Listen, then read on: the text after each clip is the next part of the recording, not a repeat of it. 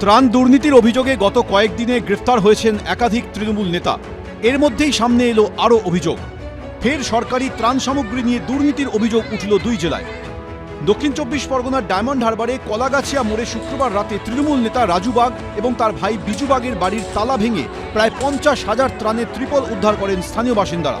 খবর পেয়ে ঘটনাস্থলে যায় পারুলিয়া কোস্টাল থানার পুলিশ। এগুলো হচ্ছে চুরি করে পরে বিক্রি করে দেবে, সেই জন্য নাহলে জনসাধারণ পেত তো এতদিনে। এটা তো আমরা দেখলাম যে 2021-এর মাল এটা জমা করে রেখেছে কি করলো, কিছু মানুষদের হয়তো বেচবে। ভোটের ফল ঘোষণার পর থেকেই পলাতক ওই দুই তৃণমূল নেতা। হুগলির কোন্নগরে শুক্রবার রাতে নবগ্রাম পঞ্চায়েত অফিসের বাইরে শতাধিক প্লাস্টিকের বালতি পড়ে থাকতে দেখেন বাসিন্দারা। বালতির ওপর লেখা আমাদের পাড়া আমাদের সমাধান, এমনকি লেখা নবগ্রাম পঞ্চায়েতের নাম। পঞ্চায়েতের বাইরে এই বালতি পড়ে থাকতে দেখে পুলিশে খবর দেন স্থানীয়রা। এই ঘটনায় তৃণমূলের বিরুদ্ধে উঠেছে অভিযোগ। হুগলি জেলার নবগ্রাম পঞ্চায়েতে বালতি চুরি করে এক্সেস বালতি ধরা পড়ে যাবে সেই ভয় পঞ্চায়েতের সামনে রেখে তৃণমূল সদস্য পালিয়ে গেছে রাতের অন্ধকারে। একদম বালতি চোর, এরা বালতি চুরি করছে দিনের পর দিন। যদিও এ নিয়ে তৃণমূলের তরফে কোনো প্রতিক্রিয়া মেলেনি। অন্যদিকে শনিবার সকালে বীরভূমের সাঁইথিয়ায় তৃণমূলের পার্টি অফিস থেকে উদ্ধার হয় বেশ কিছু রেশন কার্ড। সাঁইথিয়া থানার পুলিশ এসে রেশন কার্ডগুলি উদ্ধার করে ১৫ নম্বর ওয়ার্ডের ওই পার্টি অফিস থেকে। এই ঘটনার পাশাপাশি আবর্জনা স্তূপ থেকে প্রচুর রেশন কার্ড উদ্ধার ঘিরে চাঞ্চল্য ছড়ায় হাওড়ার বেলুড়ে। স্থানীয়দের একাংশের দাবি, বালি পুরসভার ২১ নম্বর ওয়ার্ডের প্রাক্তন তৃণমূল কাউন্সিলর সীমা ভৌমিক শুক্রবার রাতে এগুলি আবর্জনায় ফেলে দেন।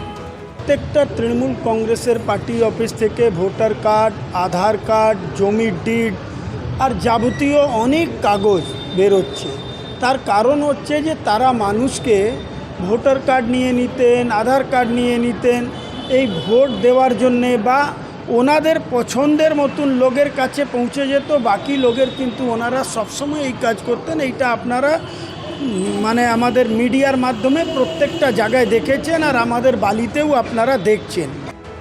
প্রতিক্রিয়ার জন্য প্রাক্তন তৃণমূল কাউন্সিলরকে ফোন করা হলেও তিনি ফোন তোলেননি। বাড়িতে খোঁজ করা হলেও তাকে পাওয়া যায়নি। গৌতম মণ্ডল, সৌরভ বন্দ্যোপাধ্যায়, ভাস্কর মুখোপাধ্যায়, এবিপি আনন্দ।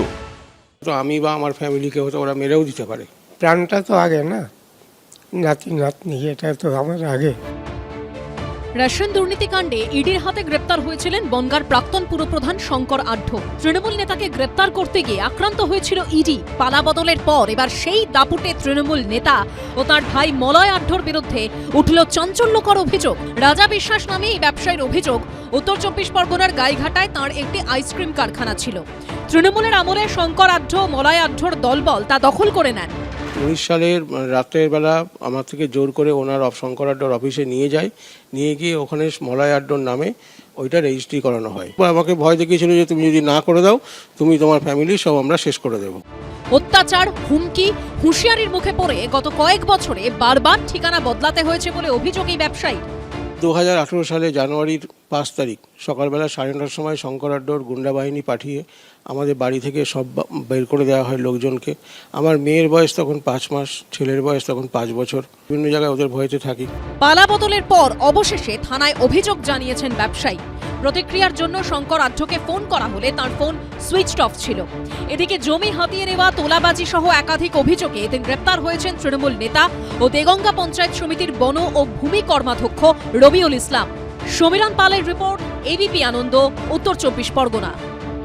এবিপি আনন্দ, এগিয়ে থাকে, এগিয়ে রাখে।